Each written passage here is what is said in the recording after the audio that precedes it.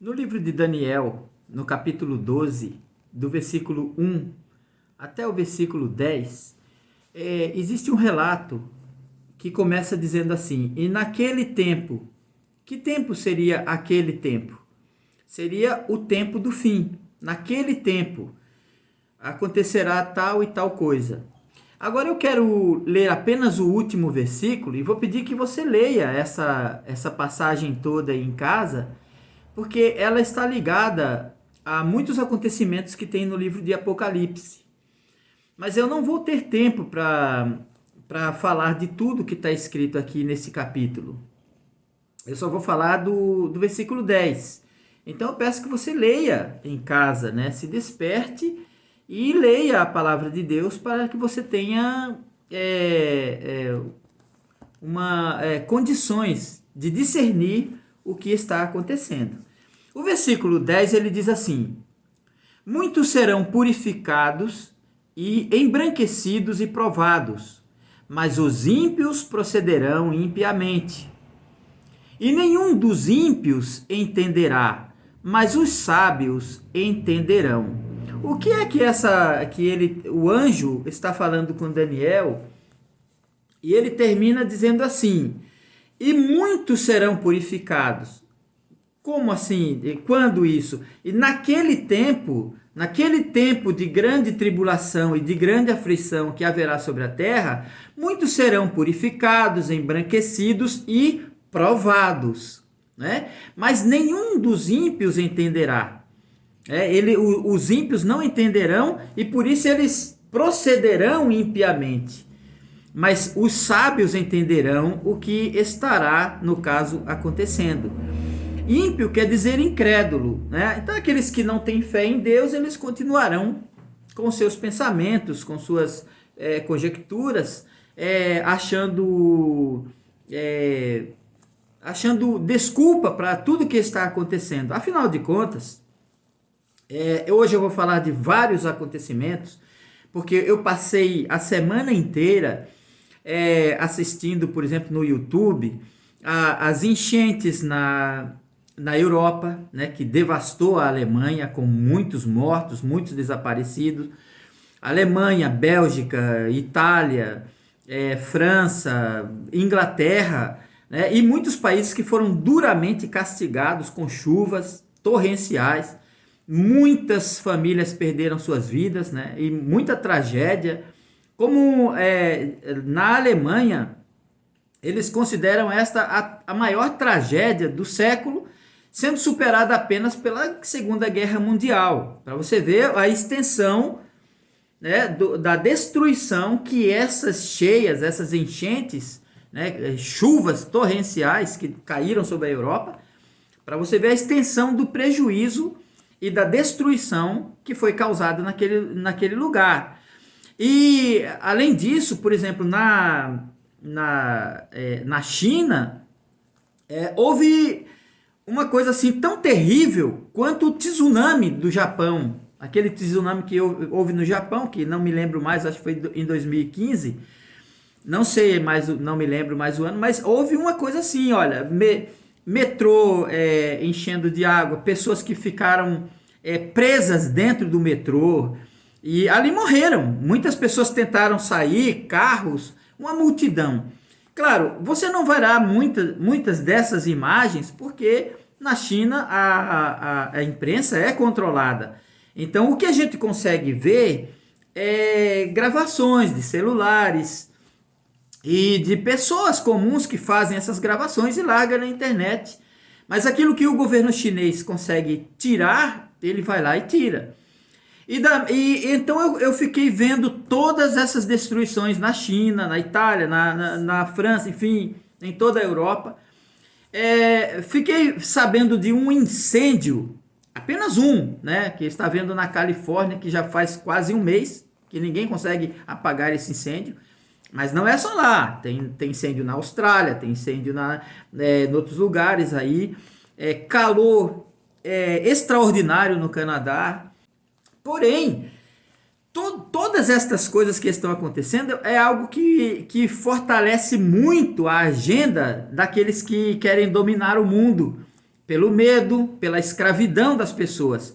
Porque junto com essa questão de doenças e de enfermidades que estão vindo por aí, existe também a questão do clima. São muitas manifestações da natureza, né? Manifestações violentas em todas as partes do mundo, coisa que nós já vimos, coisas que já existiram desde muito antigamente, né? Desde que Jesus subiu aos céus, que isso acontece, né? Só que hoje está acontecendo com muito mais intensidade. Muito mais intensidade e com mais frequência. Exatamente como as dores a uma mulher que está de parto. As dores vão aumentando e com mais frequência à medida que vai chegando o momento dela dar à luz um filho. Assim, a natureza está gemendo com dores de parto. Deus, eu penso assim, Deus está de alguma forma alertando. Os que estão vigiando, eles compreendem o que está acontecendo, mas os ímpios continuam procedendo impiamente, levando tudo como se isso daí fosse uma coisa muito normal. Isso já aconteceu, claro que já aconteceu, né? Mesmo no tempo dos apóstolos, havia muita gente na igreja que achava que Jesus ia chegar naquele tempo, não queria nem trabalhar, não queria fazer nada. E o apóstolo Paulo exortou a eles que não era daquela maneira. Mas as pessoas que se prepararam para a vinda de Jesus Cristo, todas as gerações do passado, todas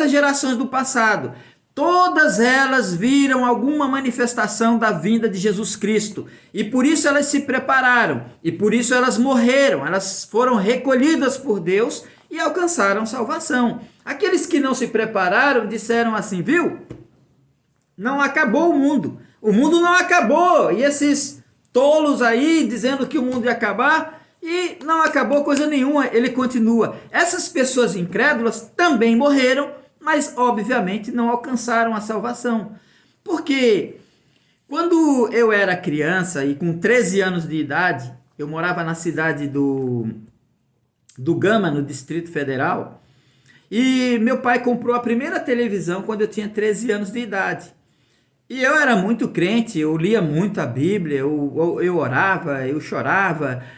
E quando meu pai comprou aquela televisão, eu também entrei dentro do meu quarto e fui orar. E disse assim, meu Deus, por que meu pai foi comprar uma televisão se Jesus Cristo já está voltando? Ficava o tempo todo aquilo na minha cabeça, Jesus está voltando, para que a gente precisa de uma televisão? Olha, isso, quantos anos já faz isso aí, né? Já vai para mais de 40 anos. Né? E Jesus não voltou, mas eu continuo com essa expectativa. Eu não vejo que a minha esperança foi frustrada, porque o que a gente espera de quem está esperando a volta de Jesus Cristo é uma vigilância contínua,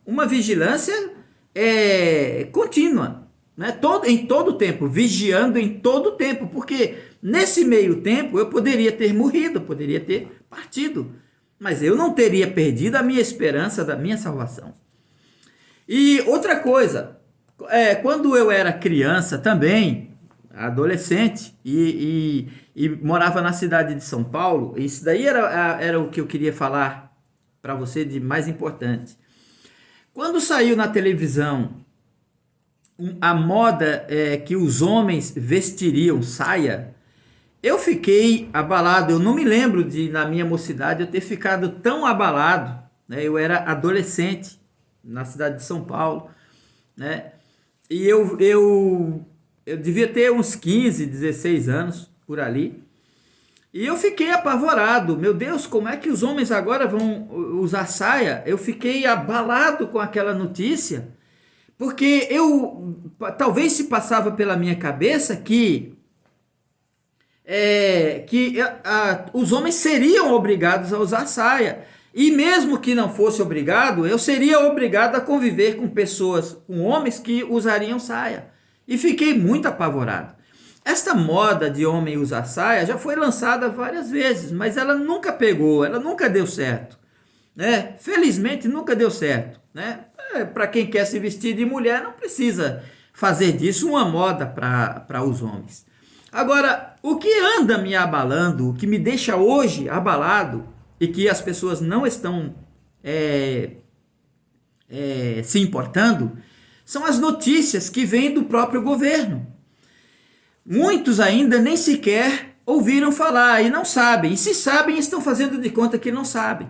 Mas você já ouviu falar no passaporte sanitário? Passaporte sanitário? Já ouviu falar em passaporte verde? No Green Pass, né, que é uma extensão que quer dizer exatamente passaporte verde, que ele está sendo implantado na Europa e ele já está sendo implantado em vários lugares no mundo. Aqui no Brasil foi aprovado e daqui a 1 ano e pouco, mais ou menos, ele será obrigatório. E na minha visão, toda vez que eu ouço um tipo de mensagem, de notícia como essa, eu fico abalado. Eu fico abalado por quê? Porque quem está olhando e esperando Jesus e olha para essas coisas e vê como as pessoas não estão ligando a mínima para isso. O passaporte verde é o que mais se aproxima do que seria a marca da besta. É uma coisa muito difícil da gente conciliar com o que está escrito a respeito do nome, do número, ou do número do nome, ou da marca, e essas coisas tudo. Mas esse passaporte verde tem por objetivo controlar todos os passos das pessoas. Você não poderá comprar, você não poderá vender, você não poderá passear, você não poderá viajar, você não poderá entrar num cinema, você não pode entrar no baile, você não pode ir a um restaurante, você não pode sequer ficar sentado num banco da praça, porque um guarda pode se aproximar de você e pedir para você o seu passaporte verde. Se você não tiver, você tem que sair e ir para casa, ou então eles vão recolher você, para não dizer levar você para um tipo de uma prisão que eles vão fazer. Então isso é o que mais se aproxima, né? O que mais se aproxima daquilo que seria o sinal da besta. Enquanto uns estão esperando um carimbo na testa, um chip na mão, um carimbo não sei aonde, uma coisa, enquanto você está pensando em coisas muito fantasiosas, esta marca, este sinal da besta está sendo implantado. E aqueles que existem, por exemplo, na Europa, muitas manifestações nos Estados Unidos e pelo mundo inteiro, existem muitas manifestações contra este passaporte sanitário. Existe uma forte uma forte rejeição a isso, porque isso não passa de um controle do cidadão. É tirar a liberdade das pessoas, saber onde você vai, o que você faz, o que você compra, o que você deixa de comprar, o que você faz e o que você deixa de fazer. Mas se isso não é importante para você, eu comecei falando, por exemplo, das dores de parto, que o mundo está com dores de parto. Eu não chamo isso o princípio das dores. O princípio das dores começou com a destruição de Jerusalém, ainda no ano 70 da nossa era. Ali começou o princípio das dores. Quando Jesus disse assim: quando vides estas coisas acontecer, ainda não é o fim, mas são o princípio das dores. O princípio das dores começou há 2000 anos atrás. Agora, o que nós vemos é que essas dores, elas chegaram no momento, né? No seu momento último, no momento crucial, quando a natureza está gemendo. Aí eu pergunto para você e quero que você pense nisso. Pense nisso enquanto você escuta esse vídeo ou depois que você vê esse vídeo. Se estivéssemos num tempo normal, num mundo normal, como em 2019 ou antes de 2018, sei lá, antes dessa eleição aí do Bolsonaro, né, quando a imprensa se ocupava com outras coisas, a televisão brasileira, a televisão no mundo inteiro, teria o que falar por 24 horas a respeito de incêndio, de morte, de destruição, de chuva, de tempo, de granizo que cai, de todas as manifestações, todas as tragédias da natureza, vulcões explodindo pelo mundo inteiro, terremotos, seca, fome, guerra, né? Você não ouve falar de guerra, mas os Estados Unidos está a ponto de entrar numa guerra contra a Rússia. Essa questão de guerra, da Terceira Guerra Mundial, ela está recrudescendo a cada dia, onde o próprio presidente dos Estados Unidos, né, aquela múmia lá, falou assim: nós estamos a ponto de uma guerra real contra a Rússia. É claro que isso vai demorar, mas existem muitos conflitos acontecendo ali. Isso vai se desenvolver, isso vai recrudescer com o passar do tempo, e daqui a pouco essa guerra mundial, essa terceira guerra mundial explodirá. Ela se desencadeará no final da grande tribulação, que para mim é o que nós estamos passando, né? É o que nós estamos passando.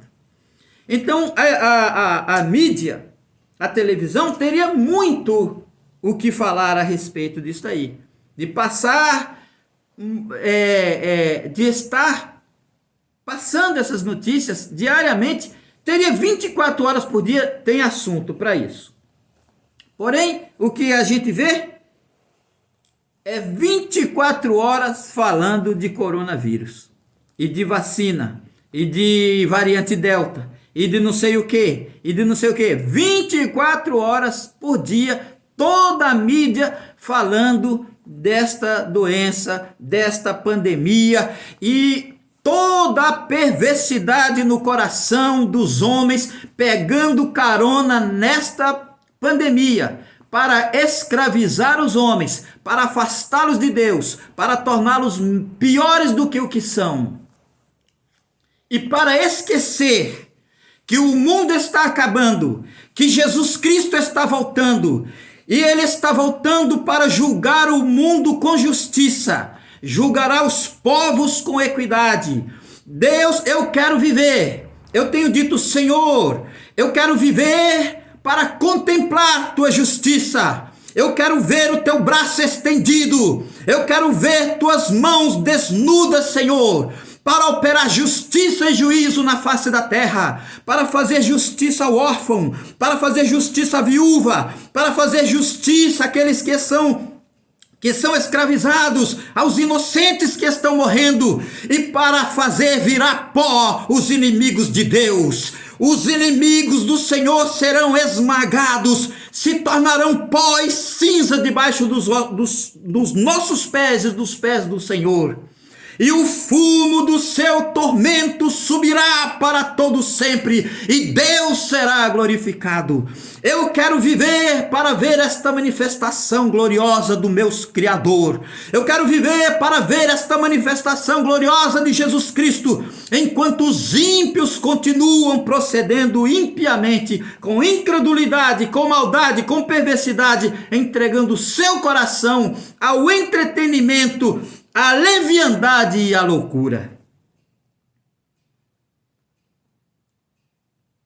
E agora resta uma pergunta para você: que providências você está tomando nesta hora? Eu me lembro de um tempo passado, e eu morava em Brasília também. Eu vi meu pai conversando, e minha mãe, enfim, conversando com os vizinhos, de uns crentes que vendiam terras, vendiam casas, vendiam carro, e ele dizia assim: esses crentes estão ficando doidos, venderam tudo porque disse que Jesus está voltando. Olha, isso aí faz tempo, faz muitos anos isso aí. Mas e Jesus não voltou, porque essa não é a maneira de se preparar. Por que você venderia seu carro, venderia sua casa, sua propriedade, abandonaria seu emprego, porque está esperando Jesus? Essa não é o preparo que a Bíblia espera de cada um de nós. O preparo é um preparo espiritual, é um preparo psicológico, é apartar-se da iniquidade, é orar, é vigiar, é estar atento, é lutar contra o pecado, é apartar-se do erro, do mal, da mentira, do engano. Não é deixar de fazer os seus afazeres diário, né? Não tem que... E por que você venderia? Vai levar o quê? Vai levar o dinheiro para o céu? Aí você vai vender sua casa, seu terreno, ou sei lá, sua propriedade rural aí, para levar o dinheiro para o céu? Para que vender? Não é esse o caso. E muitos já se prepararam dessa maneira, mas não é esse tipo de preparo que a Bíblia nos manda fazer. A Bíblia nos manda orar e vigiar. Orar.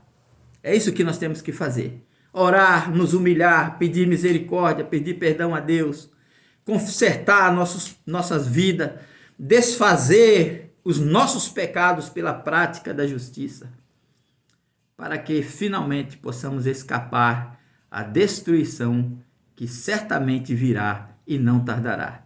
E nós esperamos, da parte de Deus, um novo céu e uma nova terra. Eu dizia para meus irmãos essa semana: existe coisa melhor do que esta? Existe uma esperança maior do que esta? Existe coisa mais gloriosa do que você viver num mundo de trevas como esse, esperando a manifestação de Jesus Cristo? Esperando que este mundo acabe e que Deus dê origem a um novo mundo, um novo céu e uma nova terra? Que esperança maior pode existir para um ser humano? Que esperança maior pode existir do que essa? Eu certamente não conheço. Esta é a minha alegria, é o gozo do meu coração, é a minha felicidade, que este mundo está acabando e eu estou dizendo: ora vem, Senhor Jesus. E que você diga o mesmo comigo. Que Deus te abençoe, te ajude e te guarde, em nome do Senhor. Amém.